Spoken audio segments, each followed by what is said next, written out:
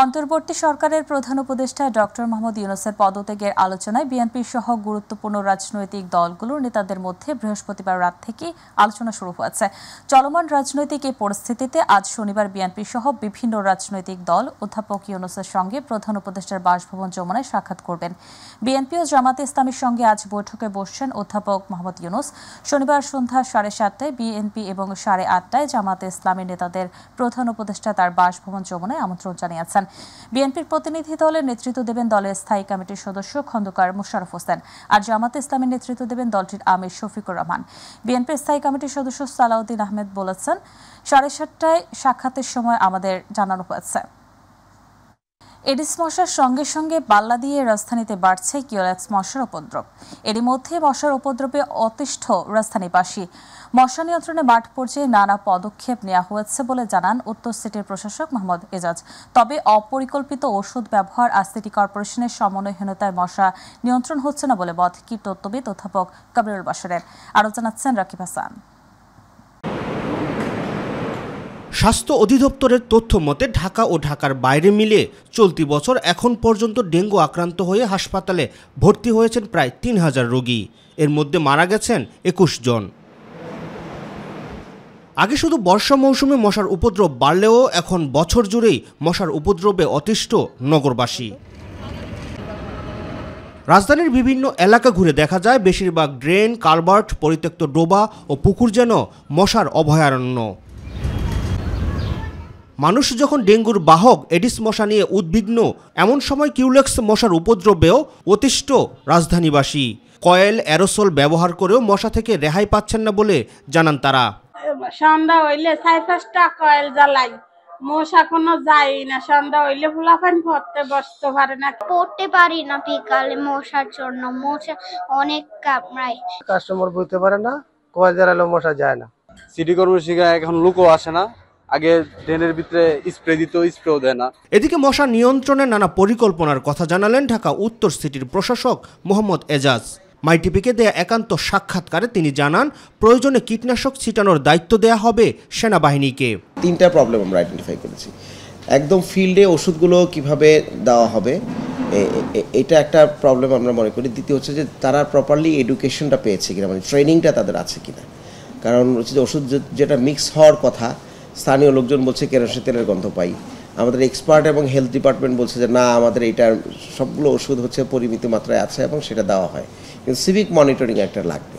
তো 3টা জিনিসকে আমরা মাথায় রেখে আগের যারা থার্ড পার্টি ছিল তাদেরকে আমরা তাদের সাথে আমরা রিনিউ করব না করে আমরা আর্মির সাথে আলাপ করেছি। তারা বললো যে আমরা এই পুরো কাজটা করব। এদিকে এডিস মশার পাশাপাশি কিউলেক্স মশার নিয়ন্ত্রণে এখনই ব্যবস্থা গ্রহণ না করলে সামনের দিনগুলোতে তা ভয়াবহ আকার ধারণ করতে পারে বলে মনে করছেন কীটতত্ত্ববিদ অধ্যাপক কবিরুল বাশার। সামনের দিনগুলোতে যখনই বৃষ্টিপাত হবে, বৃষ্টিপাত হলে ছোট বড় বিভিন্ন পাত্রে যে পানি জমা হবে, সেই পাত্রে এডিস মশার ডিম পারবে।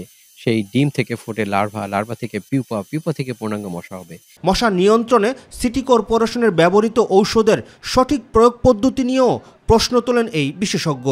বাংলাদেশে মশা নিয়ন্ত্রণের সবচেয়ে বড় গ্যাপ আমরা যেটি দেখি সেটি হচ্ছে সঠিক মনিটরিং অ্যান্ড ইভালুয়েশন নাই। একটি কীটনাশক সঠিক মাত্রায়, সঠিক জায়গাতে, সঠিক সময় পর পর দেওয়া হচ্ছে কিনা। রাকিব হাসান, মাইটিভি, ঢাকা। দুপুরের মধ্যে ঢাকাসহ দেশের 11 জেলার উপর দিয়ে ঘন্টায় 60 কিলোমিটার বেগে ঝড় বয়ে যেতে পারে বলে জানিয়েছে আবহাওয়া দপ্তর। আজ ভোরে দেশের অভ্যন্তরীণ নদী বন্দরের জন্য দেয়া সতর্ক বার্তায় এ তথ্য জানানো হয়। এতে বলা হয়, ঢাকা, ময়মনসিংহ, ফরিদপুর, খুলনা, বরিশাল, পটুয়াখালী, কুমিল্লা, নোয়াখালী, চট্টগ্রাম, কক্সবাজার এবং সিলেট অঞ্চলের উপর দিয়ে পশ্চিম ও উত্তর পশ্চিম দিক থেকে ঘন্টায় 45 থেকে 60 কিলোমিটার বেগে দমকা অথবা ঝড়ো হাওয়া সহ অস্থায়ীভাবে বৃষ্টি অথবা বজ্রসহ বৃষ্টি হতে পারে। এসব এলাকার বন্দরে 1 নং সংকেত দেখাতে বলা হয়েছে। এছাড়া আবহাওয়ার নিয়মিত বার্তায় জানানো হয়, শনিবার সন্ধ্যার মধ্যে ঢাকা, বরিশাল ও চট্টগ্রাম বিভাগের কিছু কিছু জায়গায় এবং রাজশাহী, রংপুর, ময়মনসিংহ, খুলনা ও সিলেট বিভাগের 2-1 জায়গায় অস্থায়ীভাবে দমকা হাওয়া সহ বিদ্যুৎ চমকানো, বৃষ্টি ও বজ্রসহ বৃষ্টি হতে পারে।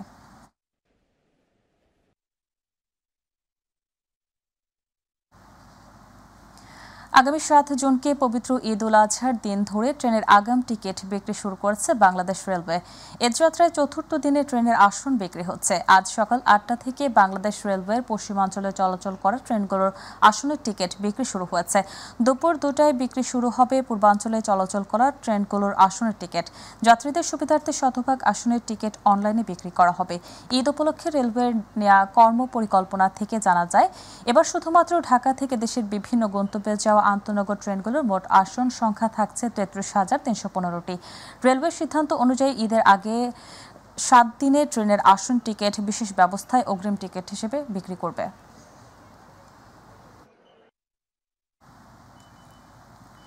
সংরক্ষণের অভাবে বেহাতের পথে জাতীয় কবি কাজী নজরুল ইসলাম ও তার সহধর্মিণী আশালতা সেনগুপ্তা প্রমীলার স্মৃতি বিজড়িত শিবালয়ের তেওতা জমিদার বাড়ি। জন্মক্ষণা এই কবির সাহিত্য, সঙ্গীত সহ সব অনবদ্য সৃষ্টিকর্মে উঠে আসা স্মৃতি বিজড়িত এই বাড়ি সংরক্ষণের দাবি এলাকাবাসীর। প্রতিনিধি লিটন আহমেদ এর রিপোর্ট জানাচ্ছেন মিফতাক আলী। একে অপরূপ রূপে মা তোমায় হেরিনু পড়ল জননী, ফুলে ও ফসলে কাদামাটি জলে ঝলমল করে লাবণে। এভাবে প্রকৃতি প্রেমে উঠে এসেছে বিদ্রোহী কবি খ্যাত কাজী নজরুল ইসলামের সাহিত্যকর্মে। পশ্চিমবঙ্গের বর্ধমান জেলার আসানসোল চুরুলিয়া গ্রামে জন্ম হলেও প্রকৃতি প্রেমে বরাবরই ছুটে আসতেন মানিকগঞ্জের শিবালয়ের তেওতা গ্রামে। আপন করে নিয়েছিলেন বাড়িটিকে।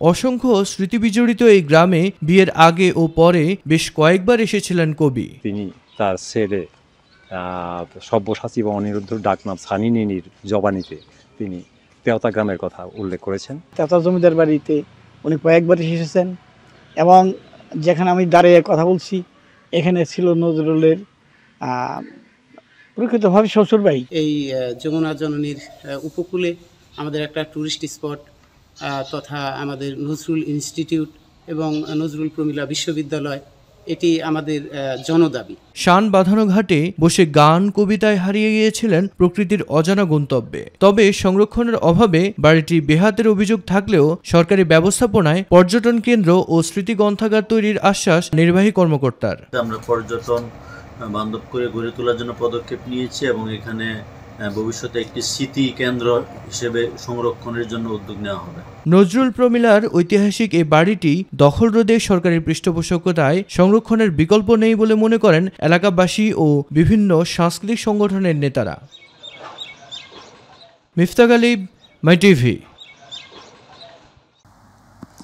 ফেনীতে যত্রতত্র অবৈধ গাড়ি পার্কিং, তীব্র গরমে যানজটে মারাত্মক দুর্ভোগের শিকার সাধারণ মানুষ।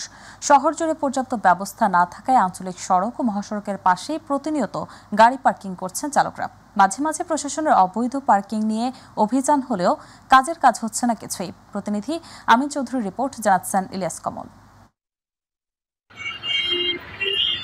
ফেনীর দৈনন্দিন জীবনযাপনে বিরূপ প্রভাব ফেলছে শহরের যত্রতত্র ও অবৈধ গাড়ি পার্কিং। পুরো শহরে রূপান্তরিত হয়েছে একটি পার্কিং কেন্দ্রে, ফলে সৃষ্টি হচ্ছে যানজট, ভোগান্তি পোহাচ্ছেন জেলার সাধারণ মানুষ। শুধু শহরের সড়ক নয়, মহাসড়কের ডিভাইডারের পাশে পার্কিং করছে চালকরা। এসব অবৈধ পার্কিং এর কারণে ঘটছে মারাত্মক দুর্ঘটনা, সৃষ্টি হচ্ছে অসহনীয় ট্রাফিক জ্যাম। দ্রুত এসব অবৈধ পার্কিং বন্ধের দাবি পথচারীদের। ফেনীর সবকটি সড়কে অর্ধেক জায়গা জুড়ে আছে বিভিন্ন যানবাহন। যদি একটু সাইড করে গাড়িগুলো রাখে, মানুষ চলাচলে বিঘ্ন না ঘটে, তাহলে চলাচলে মানুষের সুবিধা হবে। ফুটপাতে যে ব্যবসা করে এরা কিন্তু বেশিরভাগ সময় কিন্তু জায়গাটা দখল করে আছে। জটিল রোগী হাসপাতালে স্থানান্তর করা বা একটা গন্তব্যস্থানে পৌঁছানো সঠিকভাবে এটা পারা যাচ্ছে না। এ বিষয়ে জানতে চাইলে ফেনী পৌর প্রশাসক জানান, ডাম্পিং পয়েন্টের কাজ চলমান রয়েছে। সকল দপ্তরকে একসাথে নিয়ে যানজট নিরসনে কাজ করছে পৌরসভা। নির্দিষ্ট আমাদের এখনো ওই রকম ডাম্পিং কোনো স্টেশন বা ডাম্পিং গ্রাউন্ড আমরা করতে পারিনি। তবে পৌরসভার একটি আমাদের পানি শাখার একটা অফিস আছে, সেইখানে আমাদের যে বাউন্ডারির কাজ চলছে, এইটা খুব শীঘ্রই কাজটি সমাপ্ত হবে। তখন ট্রাফিক বিভাগ যদি তারা এই ডাম্পিং করে, এই অবৈধ পার্কিং এর গাড়িগুলি রাখার সুবিধা হবে। এ বিষয়ে জানতে চাইলে ফেনীর পুলিশ সুপার জানান, ফেনীতে পর্যাপ্ত ডাম্পিং ব্যবস্থা না থাকায় আইন প্রয়োগ করা যাচ্ছে না। সকল স্টেক হোল্ডারদের সাথে আমরা এগুলো একটা সমন্বিত পর্যায়ে নিয়ে এসে যানজট নিয়ন্ত্রণ রাখার আমরা চেষ্টা করে যাচ্ছি। ফেনীতে সড়ক মহাসড়কগুলোতে ট্রাফিক পুলিশের নজরদারি বৃদ্ধি সহ নিয়মিত অভিযান পরিচালনা করে অবৈধ পার্কিং মুক্ত করলে সড়কে শৃঙ্খলা ফিরে আসবে, এমনটাই মনে করেন সাধারণ নাগরিকরা। ইলিয়াস কমল, মাই টিভি। কোরবানির মৌসুমে চাহিদার তুঙ্গে থাকে মুন্সিগঞ্জ মীর কাদিমের ধবল গরু। দেশীয় পদ্ধতিতে দানাদার খাবারের পাশাপাশি পরম যত্ন ও মমতায় নিজস্ব খামারে লালন পালন করা হয় এই গরু। এ কারণে অন্যান্য গরুর চেয়ে মীর কাদিমের ধবল গরু গুণে মানে অনন্য। মুন্সিগঞ্জ প্রতিনিধি শেখ মোহাম্মদ রতনের রিপোর্ট, জানাচ্ছেন শামস তাবরিজ উচ্ছ্বাস। প্রায় ২০০ বছর আগে থেকে মুন্সিগঞ্জের মীর কাদিমে বাণিজ্যিকভাবে গরু লালন পালন শুরু হয়। ধীরে ধীরে মীর কাদিমের গরুর সুখ্যাতি ছড়িয়ে পড়ে দেশ জুড়ে, আর সেই খ্যাতিতে আলাদা মাত্রা যোগ করে ধবল গরু। ধবল গরু লালন পালনে নেওয়া হয় বিশেষ যত্ন। নিজস্ব কারখানা থেকে সংগ্রহ করা খৈল, বুট, খেসারি, গম ও মসুর ডালের ভুসি মার খেতে দেয়া হয় গরুকে, সঙ্গে ভুট্টার চূর্ণ করে দেয়া হয়।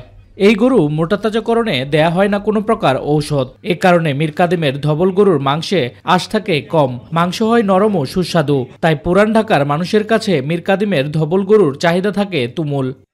প্রায় ১০০ বছর যাবৎ এই লালন পালন করে আছে আমাদের মুরব্বীরা। সেই ঐতিহ্যটা ধরে রাখার জন্য আমরা এই শখের বিষয়ে এগুলো লালন পালন করতেছি। আমরা এইগুলিরে আপনার উন্নত মানের খাবার দেই। গরুগুলা আমরা নিজের সন্তানের চেয়েও অনেক যত্ন করে গরুগুলারে লালন পালন করি। এখানে ৬৮টা গরু আছে দেশি জাতের, লাল, সাদা, কালো।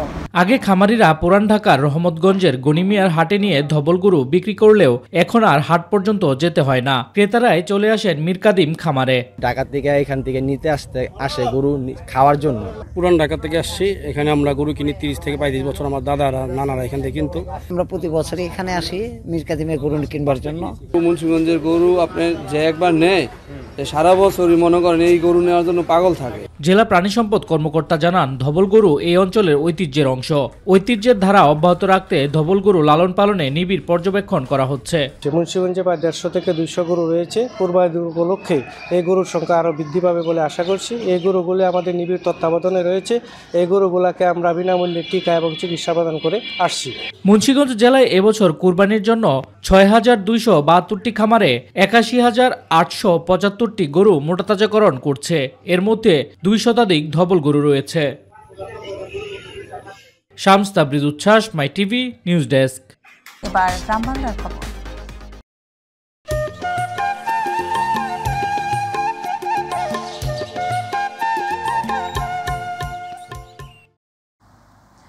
চট্টগ্রাম নগরীর পতেঙ্গা সমুদ্র সৈকত এলাকায় গোলাগুলির ঘটনা ঘটেছে। এতে শীর্ষ সন্ত্রাসী আলী আকবর, প্রকাশ ঢাকাইয়া আকবর এবং একজন পথচারী গুলিবিদ্ধ হয়েছে। শুক্রবার সৈকতের পশ্চিম পয়েন্টে এই ঘটনা ঘটে। আহত অপরজনের নাম পরিচয় জানা যায়নি। বর্তমানে আলী আকবর চট্টগ্রাম মেডিকেল কলেজ হাসপাতালে চিকিৎসাধীন অবস্থায় রয়েছেন।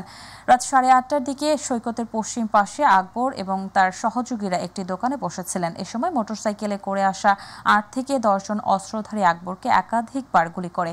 আকবর দৌড়ে পালানোর চেষ্টা করলেও গুলিবিদ্ধ হন এবং রক্তাক্ত অবস্থায় পড়ে যান। নগর পুলিশের অতিরিক্ত উপকমিশনার মাহমুদা বেগম বলেন, এই হামলা পরিকল্পিত। আকবরের শরীরে একাধিক গুলি লেগেছে। হামলাকারীদের পরিচয় নিশ্চিত করার চেষ্টা চলছে। এই ঘটনায় তদন্ত করে দ্রুত আইনানুগ ব্যবস্থা নেওয়া হবে বলেও জানান তিনি। সম্প্রতি পল্লী বিদ্যুৎ সমিতির চাকরিচ্যুত ও গ্রেপ্তার হওয়া কর্মকর্তা কর্মচারীদের আন্দোলনের বিরুদ্ধে প্রতিবাদ কর্মসূচি পালন করছে দেশের ৮০টি পল্লী বিদ্যুৎ সমিতির জেনারেল ম্যানেজার ও স্টাফেরা। সাভার থেকে এই প্রতিবাদ কর্মসূচির সবশেষ খবর জানাতে যুক্ত হচ্ছেন প্রতিনিধি আসাদুজ্জামান খায়রুল। আসাদ, আপনি সেখানকার সার্বিক পরিস্থিতি আমাদেরকে জানাবেন। দেশ পল্লী বিদ্যুৎ সমিতির কিন্তু কিছু কর্মকর্তা কর্মচারী লং মার্চ টু ঢাকা কর্মসূচি পালন করেছে, যারা কিন্তু বহিষ্কৃত এবং সাজাপ্রাপ্ত কর্মকর্তা কর্মচারী। তো এই বিষয় নিয়ে কিন্তু আসলে বাংলাদেশের ৮০টি পল্লী বিদ্যুৎ সমিতি এর যারা জেনারেল ম্যানেজার আছেন, তারা তাদের কর্মকর্তা কর্মচারীদেরকে নিয়ে একটি সভা করছেন আজকে সারাদিন ব্যাপী।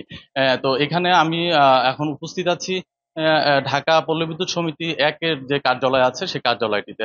আমরা এখানে এসে যেটা দেখতে পেরেছি যে এখানে যে জিএম আছেন, উনি এই জোনের প্রায় ২৬টি অফিসকে অনলাইনে যুক্ত করে, সাথে পাশাপাশি এই কার্যালয়ের যারা কর্মকর্তা কর্মচারী আছেন তাদেরকে নিয়ে কিন্তু এই সভাটি করছেন এবং তারা কিন্তু বলছেন যে তারা এই ধরনের কর্মসূচির সাথে তারা কিন্তু কোনোভাবেই একাত্মতা ঘোষণা করেননি।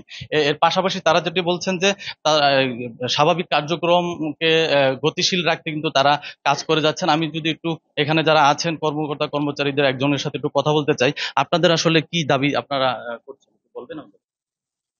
আমরা তো আসলে এটার পক্ষেই না, আমরা বিপক্ষে, তাই আমাদের কোনো দাবি নাই। জি, যেটা শুনছিলেন যে তারা কিন্তু কর্মকর্তা কর্মচারীরা একযোগে বলছেন যে তারা এর বিপক্ষে তারা অবস্থান নিয়েছে। এই যারা এই ধরনের কর্মসূচি পালন করছে তারা দেশকে অস্থিতিশীল করতে কিন্তু তারা এই ধরনের কর্মসূচি পালন করছে বলে কিন্তু আমাদেরকে জানিয়েছে এই পল্লী বিদ্যুৎ সমিতির যারা ঊর্ধ্বতন কর্মকর্তা আছে। এখানে আমাদের সাথে কিন্তু আছে এই জোনের জেনারেল ম্যানেজার। আমি একটু ওনার সাথে কথা বলবো যে ওনাদের এখন সামনে কি করণীয় এবং কি ওনারা করতে চাচ্ছে। ধন্যবাদ। বিসমিল্লাহির রহমানির রহিম। দেখুন, যে প্রসঙ্গটা আপনি উপস্থাপন করেছেন সেখানে বাংলাদেশ পল্লী বিদ্যুতায়ন বোর্ড এবং পল্লী বিদ্যুৎ সমিতির অভিন্ন সার্ভিস কোড বা একীভূত করার যে বিষয়টি এসছে, এটা বিশেষ করে এটা আমাদের এই সংস্থার কর্তৃপক্ষ বা প্রধানের উপর নির্ভর করে না। এটি একটি সরকারি এবং রাষ্ট্রীয় সিদ্ধান্ত। সরকার এবং রাষ্ট্র এই ব্যাপারে যে সিদ্ধান্ত দিবেন সেটাই বাস্তবায়ন হবে।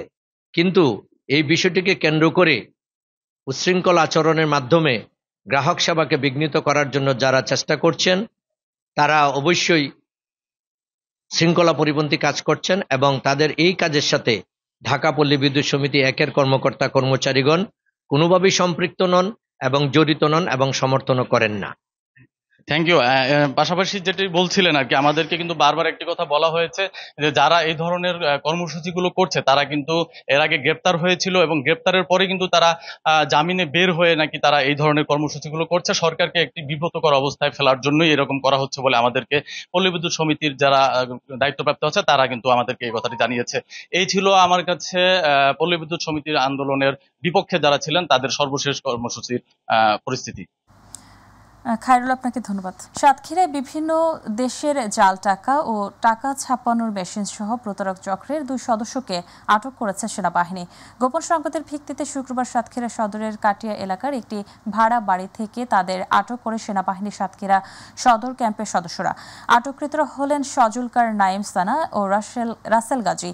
সাতক্ষীরা সদর ক্যাম্পের কমান্ডার মেজর মুশফিক আহমেদ জানান, তাদের কাছ থেকে একটি কালার প্রিন্টার, একটি ল্যাপটপ, 3টি স্মার্টফোন, 3টি বাটন ফোন এবং নগদ 51,985 টাকা এবং নিজস্ব সেল সহ অন্যান্য মালামাল জব্দ করা হয়। আটককৃতদের বিরুদ্ধে আইনগত ব্যবস্থা গ্রহণ করা হয়েছে। গাজীপুর মহানগরীর দীর্ঘতম প্রাচীন মোঘর খাল পুনরুদ্ধারের কাজ শুরু করেছে গাজীপুর সিটি কর্পোরেশন। সেনাবাহিনীর সহায়তায় খালটির সীমানা নির্ধারণ, অবৈধ দখল উচ্ছেদ, খনন ও পরিষ্কার কাজ বাস্তবায়ন করা হয়েছে।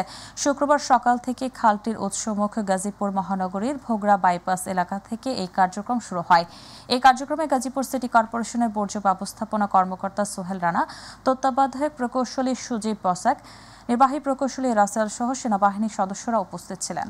বেগম খালেদা জিয়া আন্দোলনের নেতৃত্ব দিয়ে দেশকে স্বৈরাচার এরশাদ মুক্ত করেছেন। জিয়াউর রহমান দেশের স্বাধীনতা এনে দিয়েছেন এবং তারেক রহমান দেশকে ফ্যাসিস্ট খুনি শেখ হাসিনা মুক্ত করেছেন বলে মন্তব্য করেছেন বিএনপির চেয়ারপারসনের উপদেষ্টা আমানুল্লাহ আমান। গতকাল বিকেলে কেরানীগঞ্জের তারানগরে ইউনিয়ন ছাত্রদলের কর্মী সভায় প্রধান অতিথির বক্তব্যে তিনি এই কথা বলেন। তিনি বলেন, দেশের প্রতিটি আন্দোলন, বিপ্লব এবং গণ অভ্যুত্থানের নেতৃত্ব দিয়েছে, রক্ত দিয়েছে ছাত্র শ্রমিক জনতা। তরুণরা যাতে বিপথে না যায় তার জন্য ক্রীড়া ও সাংস্কৃতিক চর্চা বাড়াতে হবে। এর মাধ্যমে সকল অসামাজিক কার্যকলাপ রোধ করা সম্ভব বলে জানান বিএনপির জাতীয় নির্বাহী কমিটির সদস্য, বাংলাদেশ ফুটবল ফেডারেশনের বাফুফের সভাপতি তাবিথ আউয়াল। গতকাল যশোরে জেলা শিল্পকলা একাডেমি মিলনায়তনে নগর বিএনপি আয়োজিত সুস্থ তারুণ্যে দেশের ভবিষ্যৎ শীর্ষক আলোচনা সভায় প্রধান অতিথির বক্তব্যে তিনি এসব কথা বলেন। তিনি আরো বলেন, যুব সমাজের মধ্যে প্রতিবাদী কণ্ঠস্বর রয়েছে। সকল অসামাজিকতা রোধে যুব সমাজকে সাহসিকতার সাথে কাজ করতে হবে। ফ্যাসিস্টের পতনের পর দেশের ক্রীড়াঙ্গন ও যুব সমাজ নতুনভাবে উজ্জীবিত হয়েছে।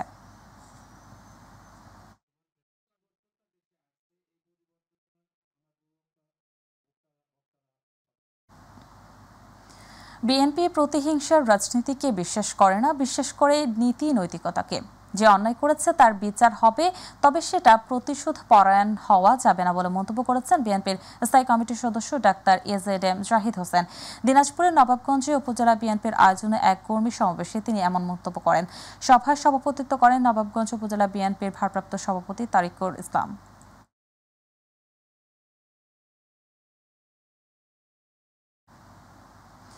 বিএনপির ভাইস চেয়ারম্যান আসাদুজ্জামান রিপন বলেছেন, দেশ সংকটের মধ্যে আছে, দেশের গণতন্ত্রের ভবিষ্যৎ সংকটের মধ্যে আছে, কখন কি হয় এ নিয়ে দেশের মানুষ আতঙ্কের মধ্যে আছে। শুক্রবার মুন্সিগঞ্জ লৌহজং উপজেলার মাওয়া চৌরাস্তায় লৌহজং উপজেলা বিএনপি অঙ্গ সংগঠনের আয়োজনে মাদক বিরোধী গণসমাবেশ ও মানববন্ধনে তিনি কথা বলেন। তিনি বর্তমান সরকারকে উদ্দেশ্য করে বলেন, এই সরকারের নাম অন্তর্বর্তীকালীন সরকার। এই সরকারের কিছু কিছু সদস্য কিছু কিছু উপদেষ্টা 5 সালা 10 সালা 20 সালা পরিকল্পনা নিয়ে এগোচ্ছে। তিনি এই সরকারের নির্ধারিত কাজ দ্রুত সমাপ্ত করে বিদায় নেওয়ার আহ্বান জানান। প্রফেসর ইউনূস ও অন্তর্বর্তী সরকারের পিছু হটার সুযোগ নেই, সংস্কার, বিচার ও নির্বাচনের ম্যান্ডেট বাস্তবায়ন করে যেতে হবে বলে মন্তব্য করেছেন আমার বাংলাদেশ পার্টির এবি পার্টির সাধারণ সম্পাদক ব্যারিস্টার আসাদুজ্জামান ফুয়াদ। তিনি বলেন, 24-এর গণ অভ্যুত্থান ব্যর্থ হলে এর দায় রাজনৈতিক ও সামরিক নেতৃবৃন্দকে নিতে হবে। নতুন প্রজন্মকে বর্তমান সময়ের মীর জাফর ও লিন্দুপ দর্জিদের চিনে রাখতে হবে। শুক্রবার আমার এবি পার্টি সিরাজগঞ্জের শাহজাদপুর উপজেলা শাখা আয়োজিত যোগদান ও জনসভায় প্রধান অতিথির বক্তব্যে তিনি মন্তব্য করেন। আগামী 28 মে বাংলাদেশ জাতীয়তাবাদী যুবদল, স্বেচ্ছাসেবক দল ও ছাত্রদলের উদ্যোগে তারুণ্যের রাজনৈতিক অধিকার প্রতিষ্ঠায় ঢাকা বিভাগীয় সমাবেশ সফল করার লক্ষ্যে নেত্রকোনা জেলা যুবদলের প্রস্তুতি সভা হয়েছে। গতকাল নেত্রকোনার মোক্তারপাড়া পাবলিক হলে জেলা যুবদলের আয়োজনে জেলা যুবদলের সাবেক সহসভাপতি আব্দুল্লাহ আল মামুন খান রনির সভাপতিত্বে প্রধান অতিথির বক্তব্য রাখেন যুবদলের কেন্দ্রীয় কমিটির সাবেক যুগ্ম সাধারণ সম্পাদক প্রস্তুতি সভার সমন্বয়ক সাইদুর রহমান। বিশেষ অতিথির বক্তব্য রাখেন যুবদলের কেন্দ্রীয় কমিটির সহ সাংগঠনিক সম্পাদক জুবায়েদ হোসেন শাকিল সহ অন্যরা।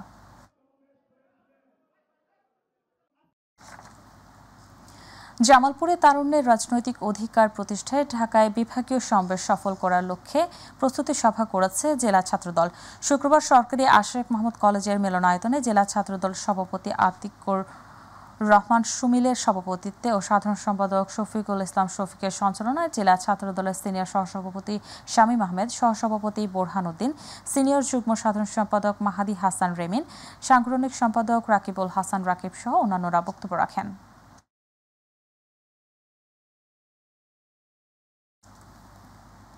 কুষ্টিয়া পৌর বিএনপির 7 নম্বর ওয়ার্ডের দ্বিবার্ষিক সম্মেলন অনুষ্ঠিত হয়েছে। গতকাল শহরের কালীশঙ্করপুর বটতলা মোড়ে অনুষ্ঠিত সম্মেলনে প্রধান অতিথি ছিলেন কুষ্টিয়া জেলা বিএনপির সদস্য সচিব প্রকৌশলী জাকির হোসেন সরকার। সম্মেলনের উদ্বোধক ছিলেন পৌর বিএনপির আহ্বায়ক শওকত হাসান বুলবুল। 7 নম্বর ওয়ার্ড বিএনপির সভাপতি মইনুল ইসলাম বাবুর সভাপতিত্বে বিশেষ অতিথির বক্তব্য রাখেন পৌর বিএনপির সদস্য সচিব AK বিশ্বাস বাবু। জেলা বিএনপির সদস্য কামাল উদ্দিন কামাল। সম্মেলনে মইনুল ইসলাম বাবুকে সভাপতি ও আব্দুর রাজ্জাক লেবুকে সাধারণ সম্পাদক করে নতুন কমিটি ঘোষণা করা হয়।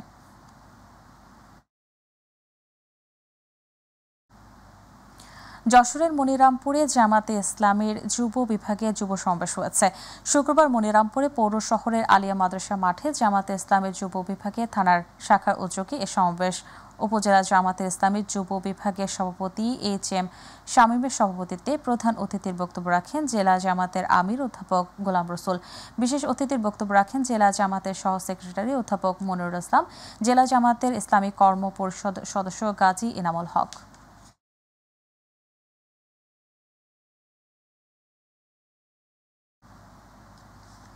জামালপুরে 5 দফা দাবি আদায়ের লক্ষ্যে বিক্ষোভ সমাবেশ করেছে হেফাজতে ইসলাম বাংলাদেশ জেলা শাখা।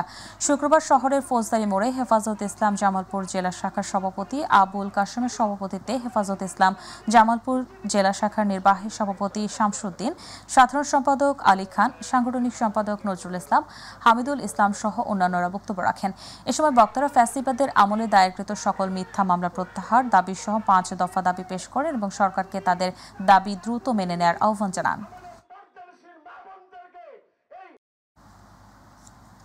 আসলে বাংলাদেশ জাতীয়তাবাদী ছাত্রদল ইয়ারপুর ইউনিয়ন শাখার কর্মী সম্মেলন হয়েছে। শুক্রবার আশুলিয়ার ঘোষবাগ হাজিপাড়া এলাকায় অনুষ্ঠিত কর্মী সম্মেলনে ঢাকা জেলা উত্তর ছাত্রদলের সভাপতি তমিজ উদ্দিন তানভীরের সভাপতিত্বে প্রধান বক্তা ছিলেন সংগঠনটির সাধারণ সম্পাদক মাহফুজ ইকবাল।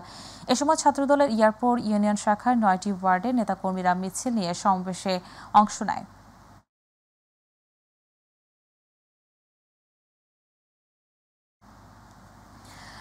বিএনপির কুমিল্লা বিভাগীয় সাংগঠনিক সম্পাদক অধ্যক্ষ সেলিম ভূঁইয়া বলেছেন, বর্তমান উপদেষ্টারা এখন টেন্ডারবাজি করছে, তাদের আত্মীয় স্বজনেরা এখন টেন্ডারবাজিতে জড়িয়ে পড়েছে। যদি প্রমাণ চান, এর প্রমাণ আছে। শুক্রবার স্থানীয় সুর সম্রাট আলাউদ্দিন সঙ্গীতাঙ্গন মিলনায়তনে বিএনপির ব্রাহ্মণবাড়িয়া জেলা শাখার সদস্য ফরম বিতরণ ও সদস্য নবায়ন কর্মসূচির উদ্বোধনকালে প্রধান অতিথির বক্তব্যে তিনি এসব কথা বলেন। তিনি আরও বলেন, দেশে স্থিতিশীলতায় ফেরাতে হলে আগে নির্বাচনের মাধ্যমে রাজনৈতিক সরকার আসা প্রয়োজন। তাই আগামী ডিসেম্বরের মধ্যেই নির্বাচন দেওয়ার দাবি জানান।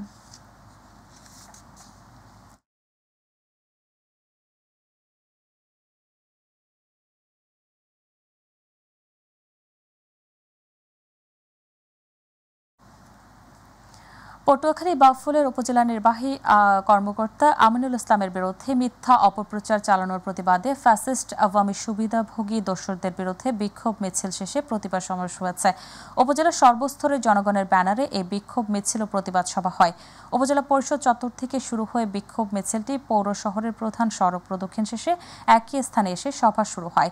বিক্ষোভ শেষে সমাবেশে বক্তব্য রাখেন ওলামা দলের সভাপতি মাওলানা হাবিবুল্লাহ, যুবদল নেতা শাহিন রেজা ও সাবেক ছাত্রদল আহ্বায়ক আব্দুল্লাহ আল ফাহাদ।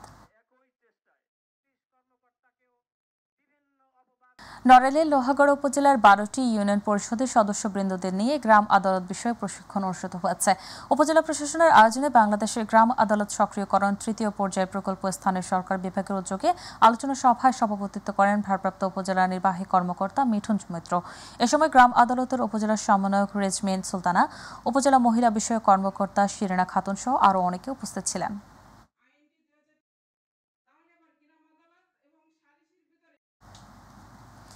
সাতক্ষীরায় জলবায়ু পরিবর্তনের ফলে ক্ষতিকর প্রভাব মোকাবেলায় খেলাধুলার মাধ্যমে সুরক্ষা প্রদান প্রকল্পের অবহিতকরণ সভা হয়েছে। সাতক্ষীরা সদর উপজেলা ডিজিটাল কর্নারে শুক্রবার ব্রেকিং দ্য সাইলেন্সের পরিচালক মোহাম্মদ জাহিদুল ইসলামের সভাপতিত্বে সভায় প্রধান অতিথি ছিলেন খুলনা বিভাগের অতিরিক্ত বিভাগীয় কমিশনার হোসাইন শকত। এ সময় প্রকল্পের মূল কার্যক্রম উপস্থাপন করেন টিডিএইচ ফাউন্ডেশনের প্রজেক্ট ম্যানেজার সুরজিৎ কুণ্ডু। বিশেষ অতিথি হিসেবে বক্তব্য রাখেন সাতক্ষীরা সদরের সহকারী কমিশনার ভূমি অতীশ সরকার।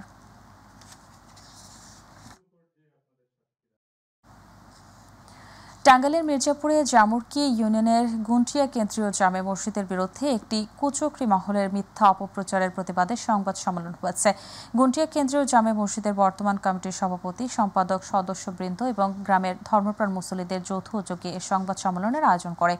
সংবাদ সম্মেলনে লিখিত বক্তব্য পাঠ করে প্রতিবাদ জানান মসজিদ কমিটির সভাপতি এএস জাহাঙ্গীর আলম ও সহসভাপতি আনিসুর রহমান।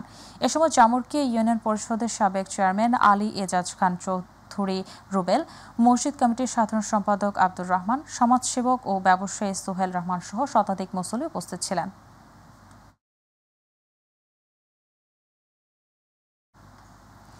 গাজীপুরের মামলায় আসামি করার হুমকি ও তালিকা থেকে নাম বাদ দেয়া এবং মামলা থেকে জামিন করিয়ে দেওয়ার জন্য মানুষের কাছ থেকে চাঁদা দাবির অভিযোগ উঠেছে বাদীর বিরুদ্ধে। এ ঘটনায় স্থানীয়রা ওই বাদীর বিরুদ্ধে মানববন্ধন করেছে। শুক্রবার গাজীপুর সদর উপজেলার হোতাপাড়া এলাকায় ঢাকা ময়মনসিংহ মহাসড়কের পাশে এই মানববন্ধন কর্মসূচি পালন করা হয়েছে। পরে স্থানীয় ছাত্র সমাজ ও এলাকাবাসীর আয়োজনে মানববন্ধনে কর্মসূচিতে কয়েকশো শিক্ষার্থী ও এলাকার সাধারণ মানুষ অংশ নেয়। মানববন্ধনে বক্তব্য রাখেন অভ্যুত্থানকারী ছাত্র শ্রমিক জনতা কেন্দ্রীয় কমিটির যুগ্ম আহ্বায়ক সুজন, গাজীপুর জেলা বৈষম্য বিরোধী ছাত্র আন্দোলনের যুগ্ম আহ্বায়ক তুহিন, মুখ্য সংগঠক রবিউল হাসান ও গাজীপুর সদর উপজেলা ছাত্র প্রতিনিধি সম্রাট।